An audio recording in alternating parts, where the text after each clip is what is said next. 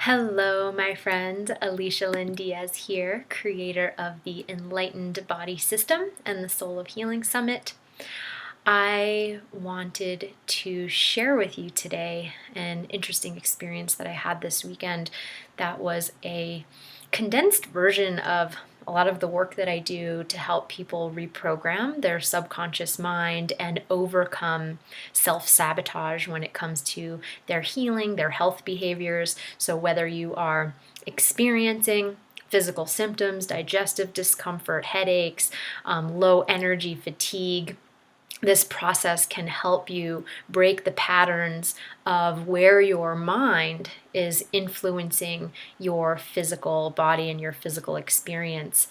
One of the things that can happen is when you are trying to make a change, or when you are reaching your own growth edge threshold and really trying to embody a new way of being, a new, melt the weight off, or heal your gut from feeling bloated, or just change your diet in any capacity that you feel like would bring you to greater health. Anytime you're making a change like that, you are stretching your mind's capacity to grow with you. And your physical body is an extension of your subconscious mind. And that subconscious mind was imprinted in your first 7 years of life. And so all of the energies and all of the things that you witnessed and all of the experiences that you had, particularly during those first 7 years, is when your subconscious mind was being formed. It was that part of that developmental stage. So now when you try to make a change, your conscious mind is only responsible for about 5%. So you wanting something to change in your health and in your daily energy levels or in your vitality is only going to support 5% of that change. The other 95% of that change is the responsibility of your subconscious mind. And so if you can't see what the patterns are going on in there, then they actually have power and control over you and will totally dictate your behaviors. They will dictate your cravings, and they will potentially sabotage your success of the thing that you think you want in your mind. So this process is actually really, really important to not just go about trying to change your healthy behaviors, but to actually make sure that the way that you feel inside and that your subconscious beliefs and really your expectation of your success with this process, with the change that you want to make, are all in alignment in order to make sure that you are it's going to be effective for you. So I had an experience this weekend that I want to share with you that kind of illustrates the 5 steps that I've outlined on the side here. So these are 5 steps that you can use if you're noticing that instead of going to grab your green smoothie, you're going to grab that Coca-Cola or something, right? Like whatever change you're trying to make in your life, if you notice that like these waves of physical sensation, as I like to bring it down to, in your body, like this craving, like, oh, but I just have to have something sweet after my meal, like, and it's almost as if you can't focus on anything else until you are able to satiate that craving, right? Or you reach a threshold of like going to the gym like multiple days in a row and like feeling really good, and then something happens and you have to take a week off, right? And so we oscillate back and forth between what we want and what we think we need to be doing to create health and what we're actually experiencing day to day, because the subconscious mind is so much more powerful than your conscious mind. So I had an experience this weekend where I was reaching one of my growth edges, and I was going to be a part of an event that was going to kind of stretch something that I'm reaching towards in my goals, and really part of my business goals, and in the practice that I have in working with people and being able to reach more people and all of that. So it was kind of taking the world that I've created and expanding it more and creating and mapping out ways that I can, attract more amazing souls into my work in the Enlightened Belly program and the Enlightened Body System. And so to me, that felt like a stretch. And I knew in my soul and in my heart that this was, the next step, and that I was going to feel totally energized by the process once I overcame my own inner resistance and feelings of smallness or unworthiness to be able to stretch and do that.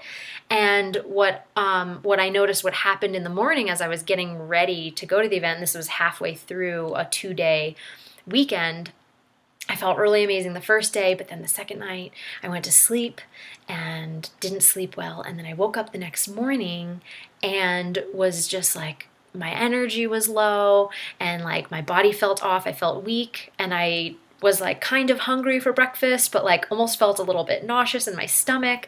And I'm like, like I noticed my mind started going to thoughts of escape. How can I get out of this? How can I not show up? Or maybe I should be doing this later. Maybe this is too soon, right? And I started going through these thoughts. And you'll notice when the thoughts start coming in, maybe the thoughts are like, maybe I should do it this way instead. Or maybe I need to find another answer for this. And like the thoughts usually compel you right into action immediately. Maybe I need to check Dr. Google. Maybe something's really wrong with me. Like I need to figure this out. Or who do I need to call? Or who do I need to go see, right? So the thoughts, that's a spiral. Like when your mind starts spiraling out in these different thoughts that are detracting you from the original goal that you pre-decided you wanted, the thing that you pre-decided that was going to be good for you or healthy for you. So this is a spiral. So you catch yourself in the spiral. So I caught myself in the spiral and realized, wow, I'm having these thoughts of escape. And in that moment, I was like, okay, I need to pause. I took a breath. I took a few breaths. I just like let go of it. I felt my body for the sensations that were coming up rather than trying to make meaning or take action on immediately what I was experiencing. And in that moment of just breathing and feeling my body, I created some space between me and those spiraling of thoughts. And in that spaciousness, gave me the opportunity to witness from a zoomed out perspective what was really going on. What was really going on was that my body was conveniently manufacturing sensations that would give me a really good excuse to not show up for the thing that my soul knew was true for me. In that moment, my body was actually in fear. And what the pattern was that I identified was that, I was having these fantasies of escape. Those were the thoughts, if I had to put in kind of a theme to all the spiral of thoughts I was having. It was a theme of escape. And why would I be having fantasies of escape? Well, because my body felt trapped. For some reason, it felt small, it felt trapped, and it was afraid that it wasn't going to get what it needed. Now, this is all usually very irrational. So obviously, I know, like me going to meet up with my amazing friends and colleagues to, expand our message and get creative on how we can serve the world better. Of course, I shouldn't be afraid of that, right? It's irrational, right? So the body creates sensations born from the subconscious mind that are always irrational in nature. And so logic will never get you out of it. But in that moment, the body was going through an experience. And I could have, in my mind, just been like, come on, body, we got this. Like, stop getting in my way. And I could have just willpowered and pushed through. But ultimately, that would create more disconnect. And in order to have great health and a great life in all areas of your life, you want more connection, more reconnection. Not compartmentalization and separation, more reconnection. So in that moment, I took those breaths and then I decided to just acknowledge my body for what I was feeling. And I said, okay, body, I'm sorry that you're feeling trapped. I understand. I'm sorry. And then I actually went a little bit deeper and I started apologizing to my body because I realized that many, many years ago in the past, my body had traumatic experiences that caused it to feel trapped and to need an escape and to not get what it needed on some cellular fundamental level for survival, not getting what it needed. And so without, even needing to go into all of that, I just said, I'm sorry, body. I'm so sorry, you poor little thing. I'm sorry that you had to go through that experience. And then I just started crying because I felt it. And I actually felt my body be relieved that I was just acknowledging it and not making it wrong. So, where in your life are you spiraling out in thoughts that are not serving you, that are actually making you feel worse? In that moment, when you pre-decide something that you know is healthy for you, and I know you have that thing already in your mind as I've been talking, what is that thing for you? I'd love to hear it in the chat box in the comments below. What is the vision that you have? What is the thing that you've decided that you know is healthful for you? And that's maybe a little bit scary, but you really think you really want that. And then where do you find yourself self-sabotaging? And in that moment, you can use these 5 steps. You can catch yourself when you notice that you're spiraling out and you're starting to white knuckle and you're starting to act immediately without your presence and you're starting to create disconnection, that you can catch yourself in that spiral and you can breathe and you can just take a moment and you can feel what your body's feeling. You can create space between you and the thoughts. You can acknowledge the pattern. Maybe you see a theme of the thoughts and you just say it out loud. Oh, wow. I'm sorry, body. You feel like you need to escape something. Or recognize that you're feeling trapped. Maybe you don't recognize what the bigger pattern is, but you just acknowledge, I'm feeling constricted. I'm sorry that you're feeling fear right now. Say it out loud. Whatever it is, give yourself a moment to breathe, create the spaciousness, and actually say it out loud. It's so powerful with your own voice when you acknowledge it out loud and your cells hear that. It's very freeing. And it can be very simple. And this whole thing took me 5 minutes. It might take longer, and that's fine. But this whole thing can just take a moment of your acknowledgement. And then the very, very most important thing is step 4. Say, I'm sorry that you're feeling that way, or I'm sorry that I've done things to make you feel that way, or I'm sorry that you're having that experience. I'm here for you. I want to make you feel safe. You can trust me. Right? So often we get frustrated with our body that our body doesn't keep up with us and that our body energy can't keep up with our ambitions. But as much as we want to be able to trust our body to move through life in the way that we want, our body needs to be able to trust us first in order to do that authentically and congruently. So, I'm sorry, body. Let's begin again. You can trust me, and I want to be able to trust you. Anyway, apologize, right? So step 4, apologize. And then whatever energy needs to move, let it move. Whether that's some authentic tears, whether that's a big yell or sigh or a sound. Usually sound is one of the best ways to move energy in your body, whether it's just like you yell because there's anger there and you just let it out. You can just tell your housemates or your partner like, hey, I'm gonna be yelling for a second if you're worried what they think, like, I'm okay. You can go in your car and scream, whatever. I'm giving you a bunch of other ideas, but I know that these are some blocks because to emotional expression, because we're not taught in this society that it's okay to express emotion and to feel things, and most certainly not to express them publicly. So I'm just giving you some other ideas of how you can do this authentically, but whatever it is, you need to allow that energy to move through. Give yourself permission to feel it.